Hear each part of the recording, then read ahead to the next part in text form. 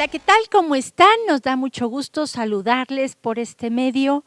Espero que se encuentren muy bien y bueno, vamos a seguir el día de hoy con la lección 18 de nuestro libro de Josué, con el tema de levántate y sigue adelante. Y bueno, vamos a orar antes de comenzar para poner este tiempo en las manos de Dios, ¿les parece? Padre Celestial, gracias te damos por la oportunidad que tú nos das de estudiar tu palabra. Yo te ruego que esta palabra en particular pueda motivar, alentar, animar a mis hermanos que escuchen este tema, Señor. Gracias por la oportunidad que tú nos das, Señor, y tú guíanos, dirígenos para que sea conforme a tu santa y perfecta voluntad. Gracias por todo y en tus manos ponemos este tiempo en el nombre de Jesús. Amén. Bueno, en todo el libro, en todo el capítulo de Josué 8, se nos habla de cuando Josué intentó, más bien estaba agüitado porque habían tratado de conquistar a Ai la primera vez y pues no lo lograron conquistar. De hecho, más de 30 hombres murieron en el intento. Y entonces Dios le había dicho que había anatema en el campamento, fue el tema que vimos la semana pasada. Y entonces tenían que destruir primero el anatema, que era Acán, y a todo lo que había tomado, de los enseres, de las cosas que había en el botín de Jericó. Y entonces vemos que Josué estaba agüitado, estaba triste seguramente porque no entendió por qué Acán hizo eso. A veces hay situaciones en nuestra vida que no entendemos y nos pueden agüitar. Y el verso clave de todo este capítulo lo encontramos en Josué 8, versículo 1, se los voy a leer, que dice lo siguiente. Jehová dijo a Josué, no temas ni desmayes, toma contigo toda la gente de guerra y levántate y sube a Ai. Mira, yo he entregado en tu mano al rey de Ai, a su pueblo, a su ciudad y a su tierra.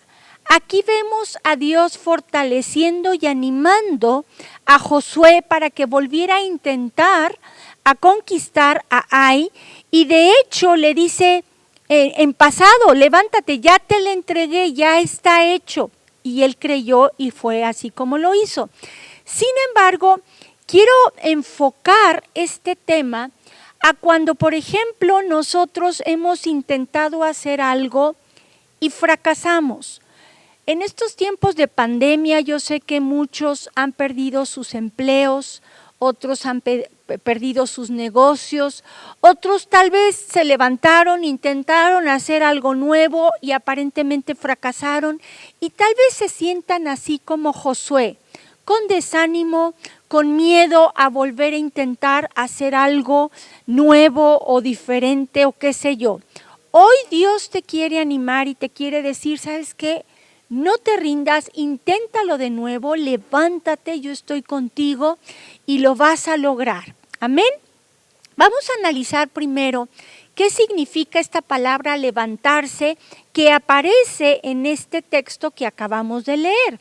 Esta palabra levantarse proviene del hebreo kabal y significa admitir, aceptar. Una de las cosas que a veces más nos cuesta trabajo es admitir o aceptar lo sucedido. Tal vez Josué pudo haberse sentido culpable diciendo, no di bien las indicaciones y por eso Acán tomó del botín que no debía y tomó del anatema y tal vez se sintió culpable. Muchas veces como padres incluso podemos llegarnos a sentir culpables cuando vemos que nuestros hijos caen en algún pecado, en alguna adicción, se van con pandillas y sentimos que como papás fallamos, que algo hicimos mal. Y una de las peores cosas es aceptar, bueno, ya pasó, vamos a levantarnos y a seguir adelante. No quedarnos enfrascados en el problema, sino tratar de buscarle alguna solución. Entonces vemos que es importante que nos tenemos que levantar a pesar de lo que haya sucedido con nuestros hijos, a pesar del fracaso aparente que pudimos haber tenido en lo que hayamos emprendido. ¿Qué debemos hacer para levantarnos? Lo primero que Dios le dice a Josué es: no temas. Entonces, para volver a intentar hacer algo o para seguir adelante con nuestra vida, tenemos que no tener miedo, no temer. Esta palabra temer viene del hebreo yaré y significa amedrentar, asustar. Cuando, por ejemplo, intentaste hacer algo nuevo y no te salió, tienes miedo de volverlo a intentar. O tal vez perdiste un empleo, estás en busca de otro, no lo encuentras y tal vez la solución es que encuentres hacer algo nuevo. En YouTube hay tantos tutoriales que puedes meterte. Analiza primero qué te gusta y sobre eso busca tutoriales e intenta hacer cosas nuevas. Tal vez por ese medio puedas encontrar un negocio nuevo, algo nuevo que emprender para que puedas trabajar y generar ingresos para tu familia. Entonces no debemos de tener miedo ni asustarnos de atrever a hacer algo nuevo. Aquí Dios le estaba diciendo: no tengas miedo de subir en contra de Ai, porque yo estoy contigo. Ya está conquistada, ya está hecho. Y vemos que Josué lo creyó, porque en el verso 3 de Josué 8:3 dice lo siguiente: entonces se levantaron Josué y toda la gente de guerra para subir contra Ai, y escogió Josué 30,000 hombres fuertes, los cuales envió de noche. Es curioso ver que en Josué 7:3 le dicen, después de que inspeccionaron a Ai, le dicen a Josué que suban como 2,000 o 3,000 personas, es una ciudad chiquita, sin haberle preguntado primero a Dios si convenía subir o no convenía subir. Y aquí vemos que Dios le dice: manda a toda la gente de guerra. Entonces vemos que a veces podemos estar haciendo las cosas en nuestras fuerzas o ser sabios en nuestra propia opinión y hacer las cosas como nosotros creemos que más conviene. Pero vemos que siempre es importante, y lo vamos a ver más adelante en la lección que sigue, lo importante que es estar consultando a Dios antes de hacer cualquier cosa. Para no tener miedo a enfrentar cosas nuevas, es importante que le creamos a las promesas que Dios nos hace en su palabra. Y una de las promesas que a mí en lo particular más me gustan de toda la Biblia es Isaías 41:10, que nos dice Dios a cada uno de nosotros: no temas, porque yo estoy contigo. No desmayes, porque yo soy tu Dios que te esfuerzo, siempre te ayudaré, siempre te sustentaré con la diestra de mi justicia. Básicamente encontramos en este pasaje bíblico 4 cosas que debemos entender. La primera es: yo estoy contigo, o sea, Dios está contigo. Jesús prometió estar con nosotros todos los días hasta el fin del mundo. Aunque no lo veas, aunque no lo sientas, aunque no lo oigas, tienes que creer realmente que el Señor está contigo y siempre va a querer lo mejor para ti. Cuando dice: yo soy tu Dios que te esfuerzo, ve cómo te está diciendo en presente: yo soy. No te dice yo fui o yo seré, te dice yo soy tu Dios que te esfuerzo. Y esta palabra que te esfuerzo significa que nos va a dar ese valor, ese ánimo que necesitamos para enfrentar lo que tengamos que enfrentar o para hacer las cosas que tengamos que hacer. Él nos va a ayudar a hacerlo, infundiéndonos ese ánimo y ese valor.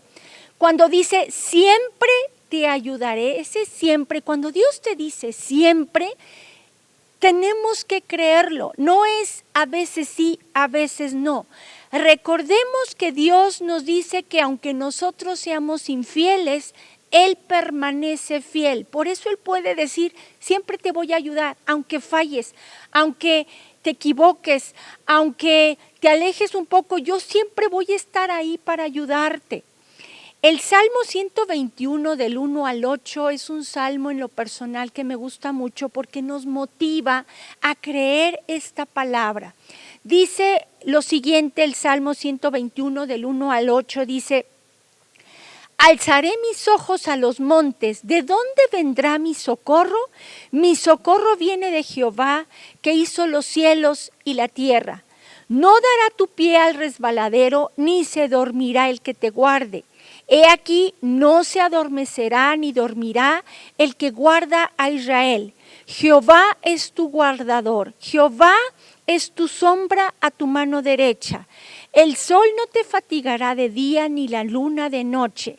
Jehová te guardará de todo mal. Él guardará tu alma.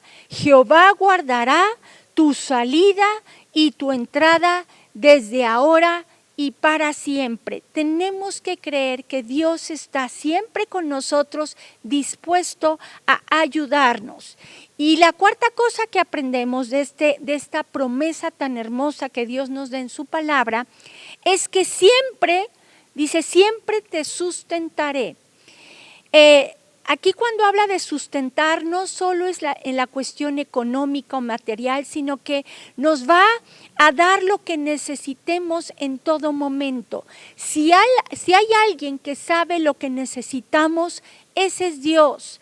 Pero a veces lo que nosotros creemos necesitar no es lo que Dios cree que necesitamos. Y a veces nosotros cuando le pedimos cosas a Dios las queremos en ese momento. Tenemos que saber que Dios sabe el tiempo exacto de cada cosa.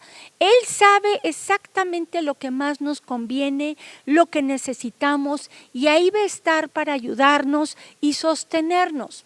Vemos, por ejemplo, a Elías cómo lo sostuvo cuando no estaba lloviendo, había escasez, había hambruna. Sin embargo, lo llevó a un arroyo, ahí le proveyó agua, mandó cuervos que le mandaron carne.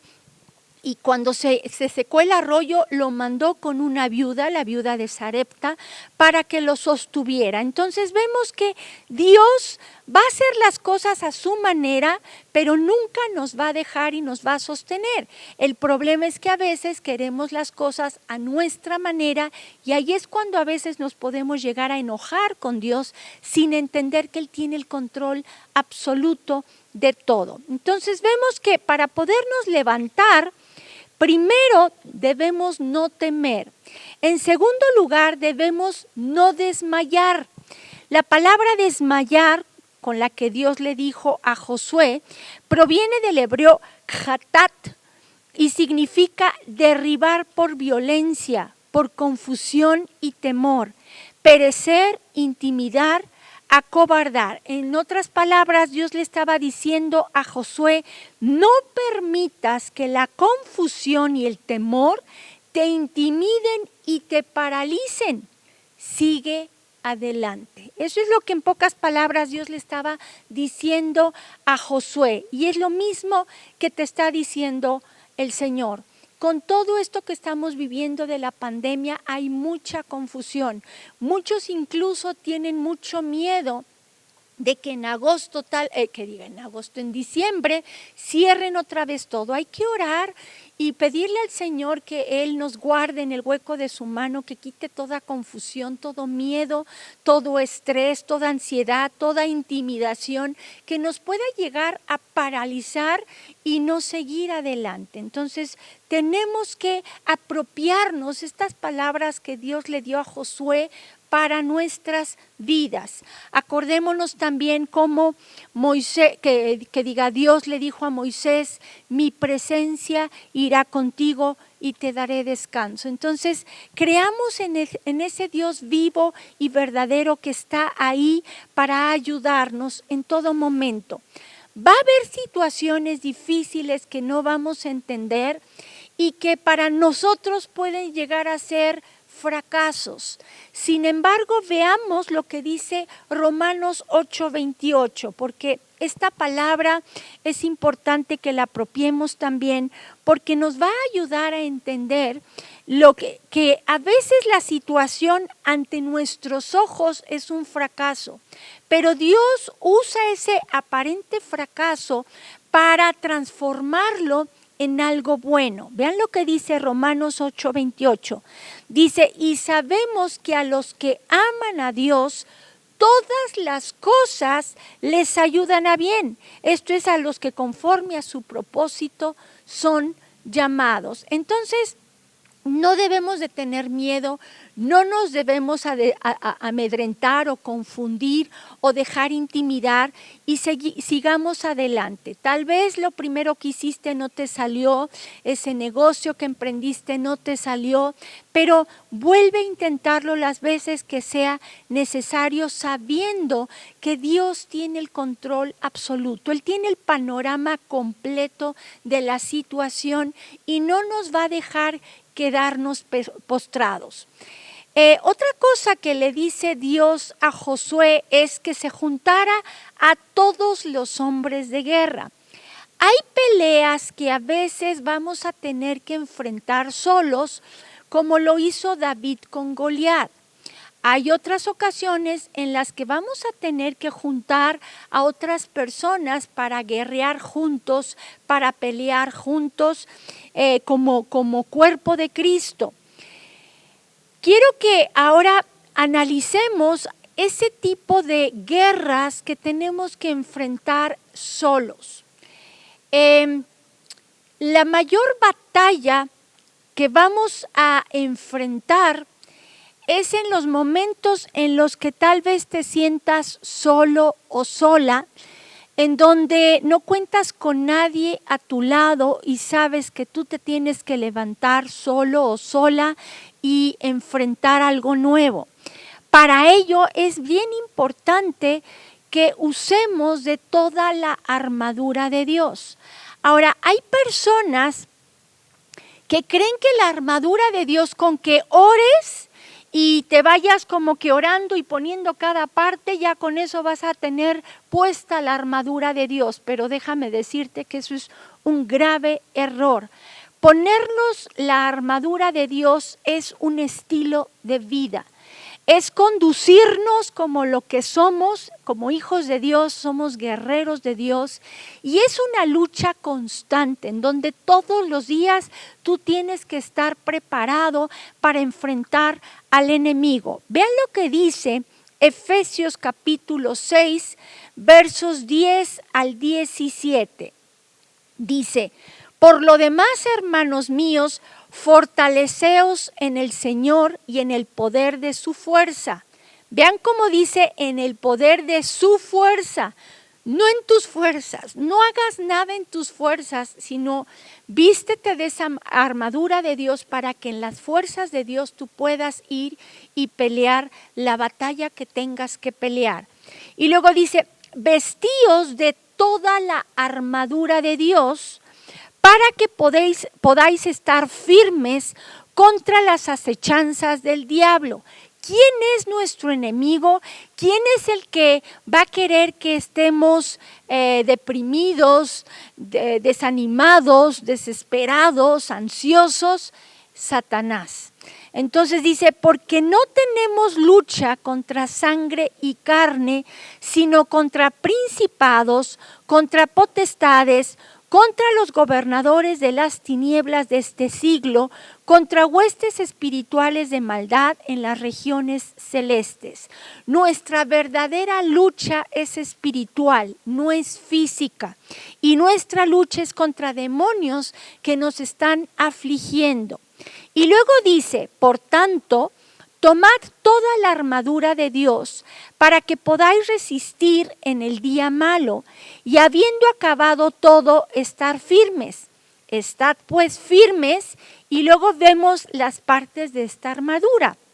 Dice, ceñidos vuestros lomos con la verdad y vestidos con la coraza de justicia y calzados los pies con el apresto del Evangelio de la paz. sobre todo, tomad el escudo de la fe con que podáis apagar todos los dardos de fuego del maligno, y tomad el yelmo de la salvación y la espada del Espíritu, que es la palabra de Dios. Entonces vamos a analizar rápidamente y brevemente cada una de estas partes de la armadura de Dios. La primera es: ceñidos vuestros lomos con la verdad. La palabra ceñir significa fajar alrededor. Y lomos, muchos creen que es esta parte, pero no. Lomos es la cadera, entonces es como ponernos una faja para cubrir nuestro vientre. Hay muchas personas que, científicamente está comprobado que el vientre es como un segundo cerebro que tenemos, porque ahí alojamos todas nuestras emociones. Entonces dice que nos fajemos alrededor, la cadera, con la verdad, y esta palabra verdad significa ser fiel, verdadero, decir la verdad sin esconder. Ser fiel quiere decir que estemos buscando a Dios y seguir a Dios en las buenas y en las malas. Decir la verdad o verdadero, dice la Biblia que la palabra de Dios es verdad, es conducirnos de acuerdo a lo que la palabra de Dios nos enseña, pero también dice decir la verdad sin esconder. Si tú hablas con la verdad, a quien vas a tener de aliado es a Jesucristo, porque Jesús dijo: yo soy el camino, la verdad y la vida. En cambio, si tú hablas mentira, al que vas a tener como aliado tuyo es a Satanás, porque es el padre de la mentira. Tú escoge a quién quieres tener en tu equipo. Yo prefiero seguir hablando la verdad, porque entonces yo sé que el que me va a defender es Jesús. Dice Efesios 4:25, por lo cual, desechando la mentira, hablad verdad cada uno con su prójimo, porque somos miembros los unos de los otros. Entonces, por donde le veas, siempre nos conviene hablar con la verdad. En segundo lugar, vemos que dice otra parte de la armadura de Dios es vestidos con la coraza de justicia. La coraza es lo que cubre el pecho, es el pecho o el tórax, es un coselete, una faja, una malla que se cubría, con la que se cubrían para proteger esta parte. Y la palabra justicia significa equidad, parcialidad, virtud que inclina a dar a cada uno lo que le pertenece. ¿Cómo saber qué es lo correcto y qué es incorrecto para poder darle lo correcto a cada quien? Para eso es importante que conozcamos las leyes de Dios. Y para conocer la ley de Dios necesitamos conocer su santa palabra. Porque solo en la palabra o a través de la palabra tú puedes conocer qué le agrada a Dios y qué no le agrada.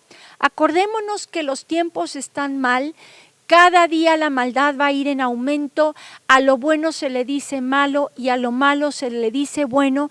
De ahí la importancia de conocer la palabra de Dios para realmente darle a cada quien lo que se merece, lo justo, lo equitativo, y de esa manera estar poniéndonos esa coraza de justicia. Tristemente, cuando nuestra comunión con el Señor no está bien, sale a flote nuestras obras de la carne, dentro de la cual está la ira. La ira es una obra de la carne. Y vean lo que dice Santiago 1:20. Dice, porque la ira del hombre no obra la justicia de Dios. Cuando menguamos en nuestra comunión con el Señor, sale a flote las obras de la carne. Y por ejemplo, yo te pregunto, ¿cómo reaccionas cuando te enojas? Cuando te hacen algo que te hace enojar, ¿cómo reaccionas? Hay muchas personas que empiezan a maldecir, a herir a las demás personas que las dañaron con maldiciones tremendas. Entonces, cuando tú maldices, cuando tú te enojas, examina realmente cómo te conduces y te vas a dar cuenta que no estás obrando de la manera correcta. Entonces, no estás poniéndote esa coraza de justicia. La coraza de justicia lo que protege también es nuestro corazón. Y dice la Biblia que de la abundancia del corazón habla la boca. Entonces, si por tu boca salen escorpiones, lagartijas y lo que tú quieras, ¿qué hay en tu corazón? ¿De qué te estás alimentando? Cuando tú te alimentas de la palabra de Dios y cuando tú tienes esa comunión íntima con Dios de todos los días, tú vas a llenar tu corazón de cosas buenas, de cosas positivas que van a salir por tu boca. Y entonces tú estás protegiendo tu corazón porque lo estás llenando de cosas positivas. Entonces es importante reflexionar sobre esto. Si te fijas, es un proceso, porque tú no puedes orar y decir, bueno, me voy a poner la coraza de justicia, cuando que llevas no sé cuánto tiempo sin leer la palabra, sin buscar a Dios. ¿Tú crees que ya nomás por orar y pedir que te pongas esa coraza de justicia ya te va a proteger tu corazón de hablar cosas que no debes? La verdad es que no. Entonces es un estilo de vida, es buscar a Dios todos los días para tener victoria sobre esas obras de la carne y caminar en el fruto del Espíritu Santo. En tercer lugar, vemos que dice, calzados los pies con el apresto del Evangelio de la paz. La palabra calzado, en pocas palabras, es ponerse los zapatos o las sandalias para caminar. La palabra evangelio significa anunciar, me salté una palabra. La palabra apresto significa preparación. Y ahorita les explico algo importante. Luego la palabra evangelio significa anunciar buenas nuevas y la palabra paz significa prosperidad, tranquilidad. Jesús a nosotros nos mandó ir y predicar el evangelio por todo el mundo, y predicar el evangelio a toda criatura. Pero cuando dice aquí que tenemos que estar preparados, o sea, calzados los pies con el apresto del evangelio, o sea, preparándonos para dar el evangelio, muchos creen, no, es que yo no hablo de Jesús allá afuera porque no estoy preparado.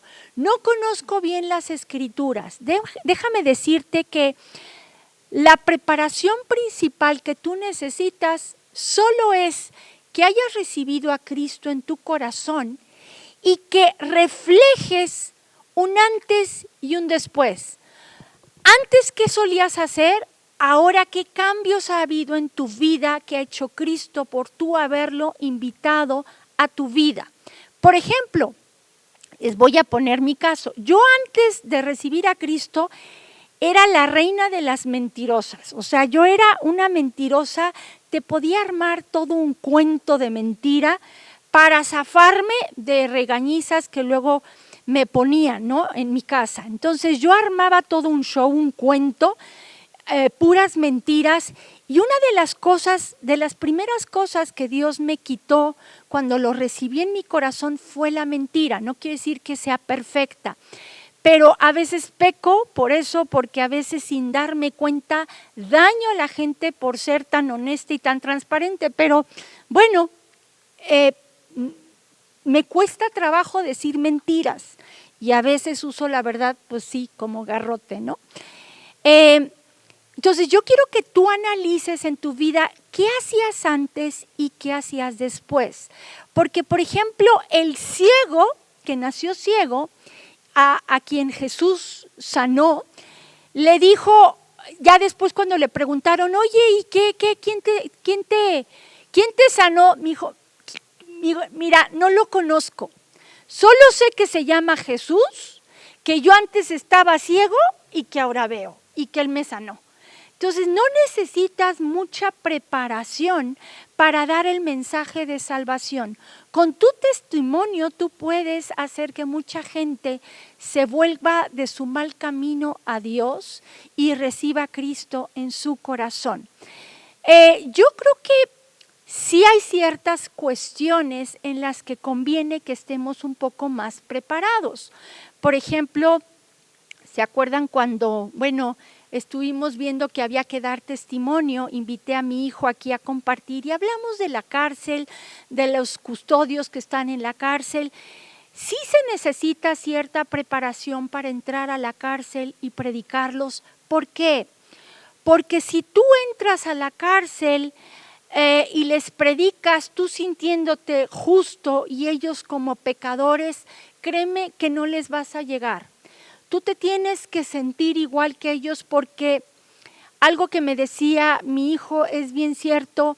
Hay muchos que deberíamos de estar en la cárcel por cosas que hemos hecho y no nos han cachado o no estamos ahí por la gracia y la misericordia de Dios.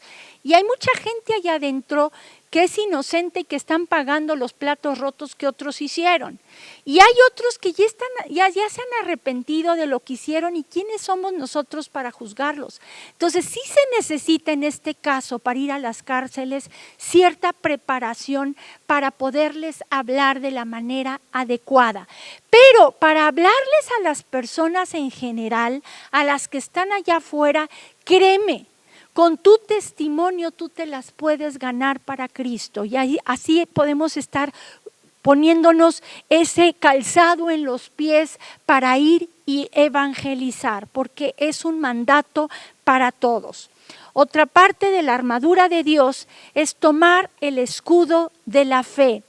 Y dice, la palabra escudo significa escudo grande, como en forma de puerta, protección, resguardo.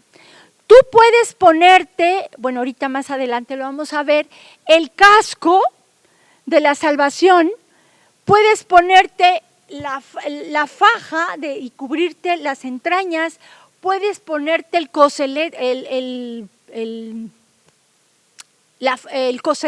que te cubre el pecho. Sin embargo, cuando tú pones el escudo, eso te protege más, porque sin el escudo puede entrar el flechazo que Satanás nos manda. Puede entrar en tu cabeza, ahorita lo vamos a ver más adelante, puede entrar en tu corazón o puede afectar incluso tus emociones en tus entrañas. Entonces, tomar el escudo de la fe, vean lo que dice Efesios 6:16, dice: sobre todo tomad el escudo de la fe, con que podáis apagar todos los dardos de fuego del maligno. Te protege todo. La fe es la certeza de lo que se espera, la convicción de lo que no se ve. La fe te ayuda a creerle más a las promesas de Dios que a lo que Satanás puede meter en tu mente, o lo que Satanás quiere que tú creas o que tú veas. Entonces, ponernos o usar el escudo de la fe es de suma importancia, porque es creerle a Dios y no creerle a nuestro enemigo. En quinto lugar dice: tomad el yelmo de la salvación. Y esta palabra yelmo es rodear en círculo la cabeza, casco. El casco, o sea, el yelmo de la salvación, nos cubre la cabeza. Y la palabra salvación significa rescate o seguridad física o moral, salud, liberación, libertad. Ponernos el casco de la salvación o el yelmo de la salvación es no solo entender que a través de Jesucristo obtenemos la salvación y la vida eterna. Es entender o es conducirnos de una manera seguros, sanos y libres, porque es en la mente donde peleamos las peores batallas de nuestra vida. ¿Tú sabías que Satanás puede meterte pensamientos en tu mente? Él no sabe lo que tú piensas. Lo que tú piensas solo Dios lo puede saber. Y muchas veces desde antes de que tú ores, Dios ya sabe lo que hay en tu mente y lo que le vas a pedir. Entonces, el único que realmente sabe lo que hay en nuestra mente, lo que pensamos, es Dios. Pero lo que sí puede hacer Satanás es meter pensamientos a tu mente. Y por eso es la batalla de la fe, la que tenemos que pelear en nuestra mente. Han visto caricaturas en donde de un lado está el angelito y del otro lado está el diablito, y el diablito le dice, pues a la caricatura, ¿no? No, ¿sabes qué? Esta persona es mala, ¿sabes qué? Mejor haz esto o aquello, y lo infunde a hacer cosas malas o a contestar mal. Y por el otro lado está el angelito que dice, no, mira, haz lo correcto, haz lo bueno. Digamos que ese es el Espíritu Santo guiándonos a hacer lo correcto. Entonces, la mente es un campo de batalla fértil para el enemigo si nosotros no tenemos fe, si nosotros no buscamos a Dios con todo nuestro corazón. Entonces, de ahí la importancia de, si hay pensamientos que Satanás mete que son negativos, tenemos que echarlos fuera. Vean lo que dice 2 Corintios 10:5. Dice, derribando argumentos y toda altivez que se levanta contra el conocimiento de Dios, y llevando cautivo todo pensamiento a la obediencia a Cristo. Me gusta cómo la Biblia de las Américas, traduce este mismo texto. Dice, destruyendo especulaciones y todo razonamiento altivo que se levanta contra el conocimiento de Dios, y poniendo todo pensamiento en cautiverio a la obediencia de Cristo. Lo que más me gustó es la primera parte donde dice, destruyendo especulaciones. Saben, a veces somos tan buenos o el enemigo es tan astuto para meternos pensamientos, y nosotros le damos cuerda a esos pensamientos y empezamos a especular cosas que nada que ver. Les voy a poner ejemplos muy comunes de las consejerías que he tenido. Por ejemplo, si tu cónyuge te fue infiel, ya te pidió perdón, están en restauración y todo, y entonces tú le marcas y no te contesta luego, Satanás mete pensamientos negativos y tú le vas dando cuerda. Sí, ¿por qué no me contestó? ¿Dónde estará? Seguramente está con esa mujer o con ese hombre, está con otra persona y por eso no me contesta. Y empiezas a especular cosas, y una cosita así, un pensamiento negativo que tal vez el enemigo metió, tú le das cuerda y empiezas tú solito o solita a especular cosas que nada que ver, y empiezas a abrirle puertas a un demonio de tormento que te empieza a atormentar. De ahí la importancia de que en cuanto Satanás meta pensamientos negativos a tu mente, los eches fuera en el nombre de Jesucristo. Eso es llevar cautivo todo pensamiento a la obediencia a Cristo.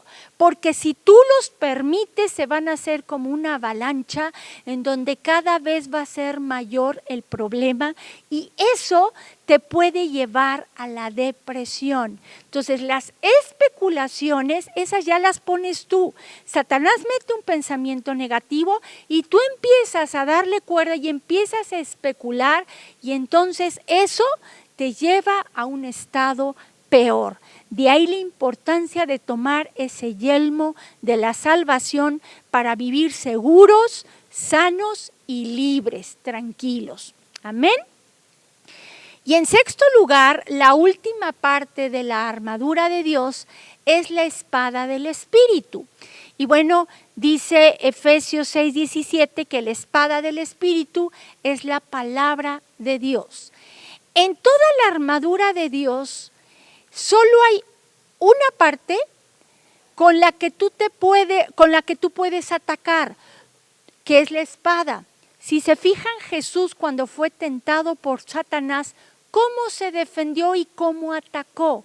Atacó y se defendió con la espada. Todos los demás son para que no te lleguen los dardos del enemigo, para protegerte.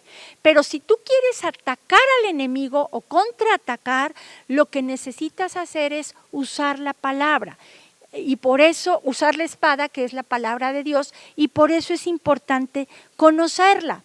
No es casualidad que más adelante vemos vayan por favor a Efesios 6, 14 al 17.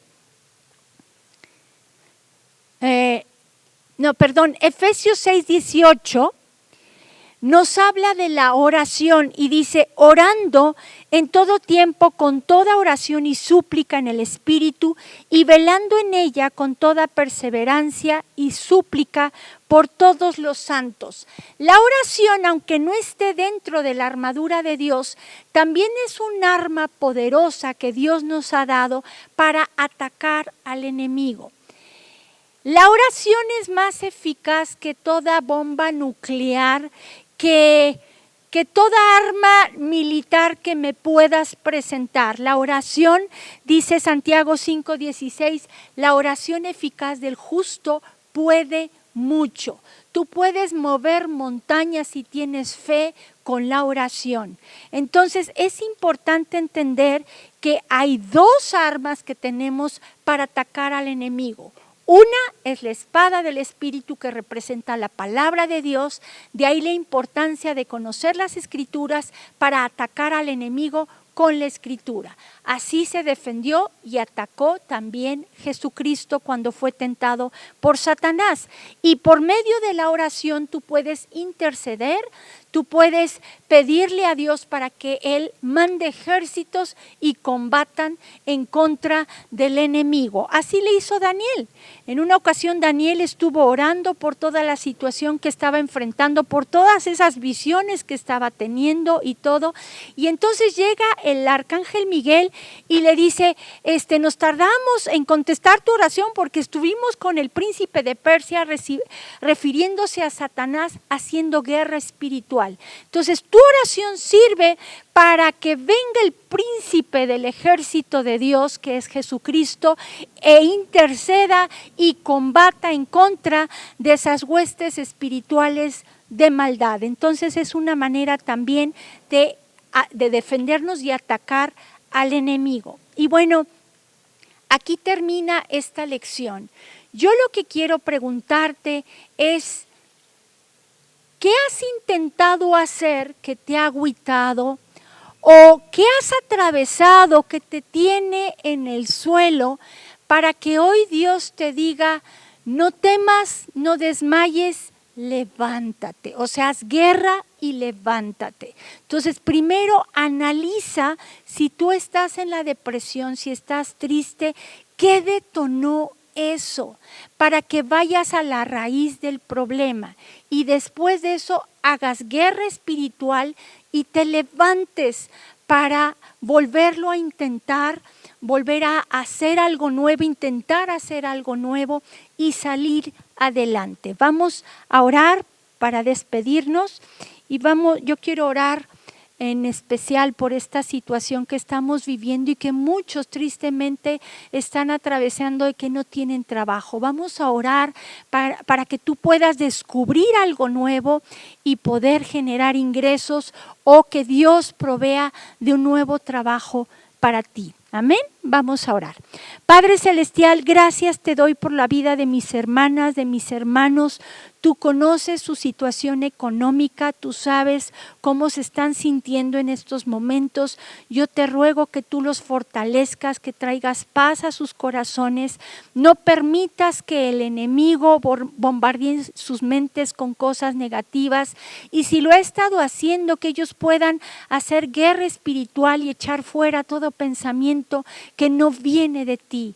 Hoy en el nombre de Jesús yo te ruego que tú ministres a cada persona, que eches fuera todo demonio de tormento que los ha estado afligiendo, haciéndolos sentir que no valen nada, que lo que han intentado hacer no sirve, que no sirven para nada. Quita todo miedo que puedan sentir de enfrentar cosas nuevas, de atreverse a realizar proyectos nuevos, Señor, y que no vean lo que hayan hecho como un fracaso, sino parte del aprendizaje.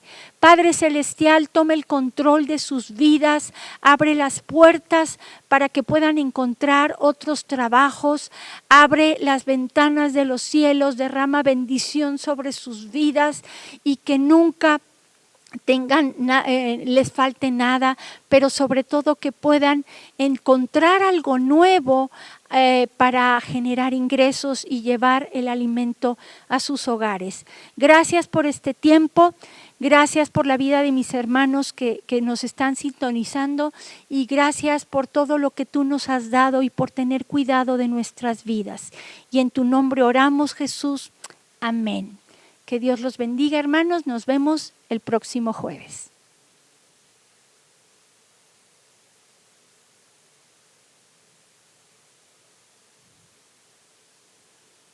Chicos.